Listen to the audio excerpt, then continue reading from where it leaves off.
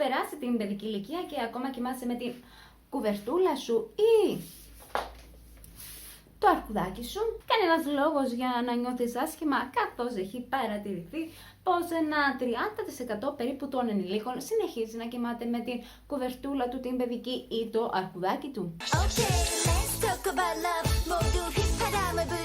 Είναι η Διδινούνα, είναι ο Μάικολ και καλώς ήρθατε στο Theories. Το Comfort Object, η Transitional Object, η Security Blanket. Καθώς στα ελληνικά δεν υπάρχει καμιά ιδιαίτερη ορολογία, δεν υπάρχει καμία. Μόνο και μόνο από την ονομασία που ορθά αποδόθηκε, αποτελούν ένα αντικείμενο το οποιοδήποτε μπορεί να διαλέξει ένα παιδί που θα του προσφέρει τη συναισθηματική υποστήριξη που χρειάζεται τα πρώτα χρόνια της ζωής. Μπορεί να είναι μια κουβερτούλα, ένα αρκουδάκι, το αγαπημένο του παιχνίδι ή και κάποιο παρατσούκλι.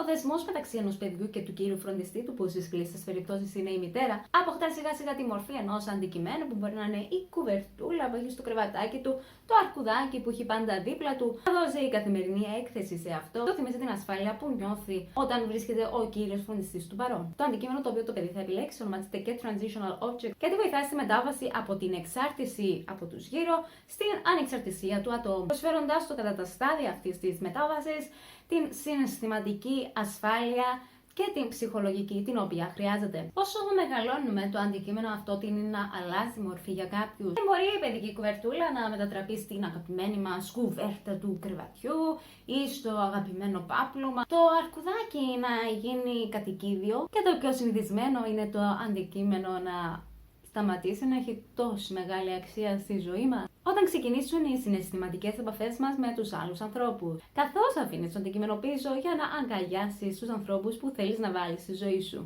Έρευνα το 2008 στην Ιαπωνία για το robotic pet της Sony's AIBO έδειξε πως μείωνε την μοναξιά στους ηλικιωμένους οι οποίοι βρίσκονταν σε οίκο ευηγυρίας. Ένα τέτοιο pet θέλουν και οι γονείς μου να πάρω παρακανονικό, διότι όπως λένε ούτε το ταΐζεις ούτε το ξεσκατήσεις. Μάλιστα έδειξε ότι οι Ιάπωνες συνηθίζουν να έχουν κάποιο comfort object και στην ενήλικη ζωή τους, ως ένα μηχανισμό αντιμετώπισης του καθημερινού στρες. Σε επίγον περιπτώσεις στην Αμερική, μπορεί να δεις τους πρώτους βοηθούς ή την αστυνομία να δίνουν ένα αρκουδάκι στα θύματα μεγάλων καταστροφών, όπως είναι οι πυρκαγιές, φόνοι, αλλά και όταν έγινε η τρομοκρατική επίθεση με τους δίδυμους πύργους. Έρευνα του 2011 έδειξε ότι το 35% των Βρετανών συνεχίζει να κοιμάται με το teddy bear του τα βράδια. Αρκετοί ανήλικες βλέπουν το comfort object τους, ό,τι και αν είναι αυτό, κάτι το αναγκαίο στην ζωή τους, το οποίο τους προσφέρει συναισθηματική και ψυχική υγεία. Οι ερευνητές παρατήρησαν ότι η συχνότητα της συμπεριφοράς προσκόλλησης προς άψυχα αντικείμενα διαφέρει ανάλογα με την κουλτούρα στην οποία μεγαλώνει ένα παιδί. Φαίνεται η προσκόλληση των βρεφών σε άψυχα αντικείμενα να είναι πιο συχνή σε κοινωνίες στις οποίες το βρέφος παίρνα λιγότερο χρόνο της ημέρας σε στενή επαφή με τη μητέρα του. Εδώ βλέπουμε έρευνες που συγκρίνουν την Αμερική με την Κορέα, αλλά και μέσα στην ίδια χώρα όπως είναι η Ιταλία, την συμπεριφορά παιδιών που μεγαλώσανε στο χωριό και τη συμπεριφορά παιδιών που μεγαλώσανε στην πόλη. Τώρα πάμε σε ένα μεγάλο ερώτημα που πολλοί ντρέπονται να ρωτήσουν. Είναι κακό να συνεχίζω να έχω το αρκουδάκι μου και να κοιμάμαι μαζί του? Είναι κακό να έχω ακόμα την κουβερτούλα μου? Η απάντηση είναι πως εξαρτάται. Στο πολύ όμως σύντομο είναι πως όχι, δεν πειράζει. Δεν είναι κακό να έχεις το αντικείμενο το οποίο σου προσφέρει την εσωτερική ασφάλεια και σταθερότητα και στήριξη, την οποία χρειάζεσαι στην καθημερινότητά σου. Είτε είναι το αρκουδάκι σου, είτε είναι η κουβερτούλα σου, είτε είναι κάποιο άλλο αντικείμενο που άλλαξε μορφή μέσα στα χρόνια, γιατί πλέον θα μπορούσε να είναι μια φωτογραφία των αγαπημένων προσώπων σου, την οποία κοιτάς και αμέσως γαληνεύεις. Δεν υπάρχει τίποτα κακό στο να συνεχίζεις να τα έχεις μαζί σου. Πού βρίσκεται όμως τώρα η παγιδούλα? Το κάπως κακό, ας το πούμε, καθώς δεν υπάρχουν πρέπει στη ζωή, που καλό θα ήταν για το άτομο το οποίο το κάνει να το σκεφτεί λίγο με τον εαυτό του, είναι όταν το αντικείμενο αυτό δεν αφήνει άλλα άτομα να έρθουν στη ζωή σου. Το αντικείμενο καλύπτει κάποια συναισθηματικά κενά, προσφέρει μια σταθερότητα, μια ασφάλεια ψυχολογική και συναισθηματική. Οπότε, εάν παραμερείς ανθρώπους γύρω σου, δεν δημιουργείς σχέσεις για να μείνεις μόνο με το αντικείμενο αυτό, τότε κάτι χρειάζεται να αλλάξεις. Αν όμως μια χαρά δημιουργείς σχέσεις με κόσμο, νέες φιλίες, φέρνεις άτομα στη ζωή σου και απλώς κοιμάσαι αγκαλίτσα με το αρκουδάκι σου, τότε δεν υπάρχει κανένα πρόβλημα. Μάλιστα, κάποιοι ίσως να έχουν παρατηρήσει πως με τα χρόνια, όταν φέρανε ένα κατοικίδιο σπίτι, είτε αφήναν όλο και πιο πίσω το comfort object τους, είτε όταν γνώριζαν το τέρι της ζωής τους, είχαν όλο και πιο λίγη ανάγκη από το comfort object τους. Είτε έχετε αφήσει το comfort object πίσω σας στην παιδική ηλικία, είτε το έχετε ακόμα μαζί σας, αλλά δημιουργείτε σχέσεις με κόσμο γύρω σας και τον φέρνετε στη ζωή σας, τότε βρίσκεστε σε καλό δρόμο. Σε αυτό το σημείο να πω ότι είμαι στα άτομα τα οποία έχουν ακόμη ανάγκη από το comfort object τους. Νομίζω είναι και λίγο λογικό. Δεν το έχω εδώ να φαίνεται γιατί είμαι υπερπροστατευτική προς αυτό. Είναι ένα μαξιλαράκι το οποίο το είχα από όταν γεννήθηκα μαζί μου μέσα στο κρεβατάκι το παιδικό και καλά το βάλανε που τα βάζανε παλιά και καλά και να μην χτυπάς πάνω στις άκρες του κρεβατιού και χτυπήσεις ως μωρό. Και σιγά σιγά φαίνεται κάπου μέσα μου σύνδεσα την υφή του με την εσωτερική ασφάλεια. Γιατί για αρκετό κόσμο όταν βρίσκεσαι σε έτσι νεογνική ηλικία, είναι αναμενόμενο να περιτριγυρίζεσαι από τους κύριους φροντιστές σου, να δέχεσαι αγάπη και φαίνεται κάπου εκεί έγινε η σύνδεση εμένα μαζί με το δικό μου comfort object. Για πολλά χρόνια ήταν αυτό που όπου πηγαίνω μέσα στο σπίτι το κουβαλώ, ποτέ όμως δεν το κουβαλούσα εκτός σπιτιού. Γιατί ήταν περισσότερο αυτό που σου λένε οι γονείς, μην τολμήσεις να το κουβαλήσεις και θα μας κάνεις ρεζίλ και αν είναι δυνατόν να κουβαλάς τα παιχνίδια σου. Λες και δεν έχουν παιχνίδια εκεί που θα πάμε. Γνωστό πρόβλημα των γονέων γενικότερα. Πολλοί γονείς πιέζουν κάπως τα παιδιά τους να αφήσουν το παιδικό τους αντικείμενο νωρίς. Από φόβο είτε ότι θα στιγματιστεί το παιδί, θα το κοροϊδέψουν, είτε επειδή συνήθως είναι κάτι που το έχεις από τον καιρό που γεννήθηκες σε πολύ μικρή ηλικία, άρα πολύ πιθανό να έχει ψιλοχαλάσει από άποψη φάσματος ή να έχει, ξέρω εγώ, μια μυρωδιά.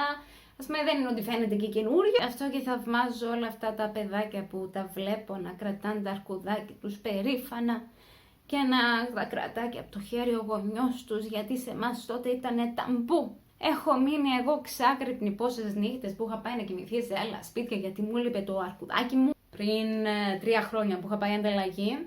Γενικά, άμα πηγαίνω κάπου και έχει μια διάρκεια εκεί που θα πάω και δεν είναι μαζί μου το comfort object μου, είμαι κάπως Και για να απενοχοποιήσουμε το θέμα του comfort object, να πω ότι εγώ μέχρι σήμερα το έχω μαζί μου, κοιμάται το βράδυ παρέα μαζί μου, είμαι και εγώ μέσα σε αυτούς τους 35% Βρετανούς που συνεχίζουν να κοιμούνται με το teddy bear τους. Δεν θα το βάλω ας πούμε μαζί μου μέσα στο σπίτι, όπως όταν ήμουν νήπιο που πήγαινα να κάτσω να δω τηλεόραση, η Ντάκ ας πούμε αγκαλίτσα μαζί μου.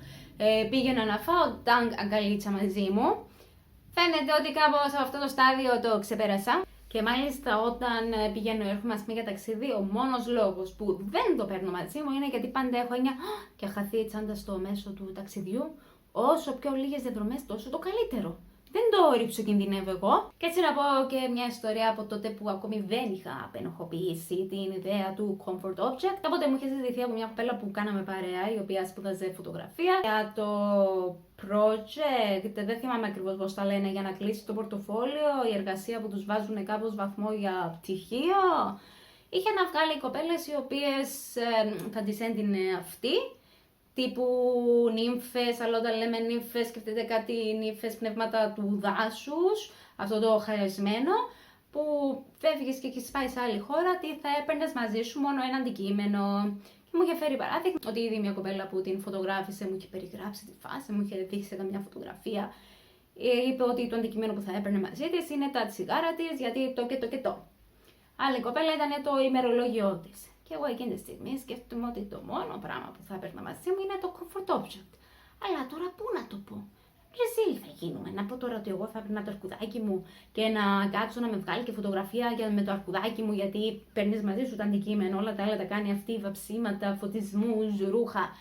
Και να είμαι και σε μια έκθεση, θα είναι στην έκθεση του πανεπιστήμιου, αλλά σπάσει ο διάολος στο ποδάρι του να γίνει viral φωτογραφία, να γίνουμε ρεζίλ. Διότι δίπλα από κάθε φωτογραφία έγραφε και λίγο την ιστορία. Ποιο είναι το αντικείμενο που θα πάρεις εσύ μαζί σου και για ποιο λόγο. Οπότε, σε περίπτωση που με βλέπει σήμερα η συγκεκριμένη κοπέλα, αφιβάλλω να με βλέπουν γενικά από την σχολή. Ξέρει γιατί στο τέλος της ημέρας της είπα όχι. Δεν ήταν ότι δεν ήθελα, ήταν γιατί κάποτε ντρεπόμουν και δεν γνώριζα ότι βρίσκομαι κι εγώ στο 30-35% των ενηλίκων που ναι, συνεχίζουν να έχουν το comfort object τους και να το χρειάζονται στη ζωή τους. Και είναι εντάξει αυτό. Και εγώ θα ήταν αν το τέρι μου έρχεται π.χ. να κοιμηθεί μαζί μου και να σε φάση όχι φύγε, θα μου το κάνεις πίτα, θα πέσεις πάνω του και θα το λιώσεις. Αυτό ας πούμε θα ήταν παθολογικό. Μην ενοχοποιούμε πλέον και το οτιδήποτε μας προσφέρει μια ασφάλεια στη ζωή. Τελικά όλα τα παιδάκια και κάποιοι μεγαλώνοντας έχουμε κάποια γονίδια γάτας που κατά την ώρα του ύπνου θέλεις να νιώθεις ασφαλής, οπότε παίρνεις την ασφάλεια αγκαλιά. Αυτό ήταν το βίντεο για σήμερα.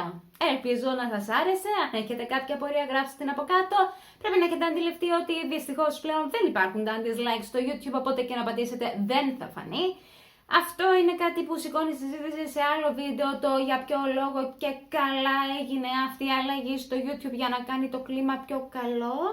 Δεν είναι πιο καλό, είναι πιο προπαγανδιστικό προς κυβερνήσεις κλπ. Αλλά άλλο βίντεο αυτό. Γράψτε ελεύθερα τα σχόλιά σας, έτσι αλλιώς οι περισσότεροι πιστεύω ότι είστε με nickname, οπότε αν θέλετε να γράψετε τη δική σας ιστορία για το comfort object σας, μπορείτε να τη μοιραστείτε εδώ από κάτω. Ήμουν η Βιβινούνα, ήταν ο Μάικλ με το ένα μου το αρκουδάκι και την επόμενη φορά στο ψηφιόρις θα πούμε ένα θέμα που σκέφτηκε να μου στείλει η αδερφή μου για να καλύψει τα σημάζευτα. Μέχρι την επόμενη φορά, τα λέμε! Τσουπ!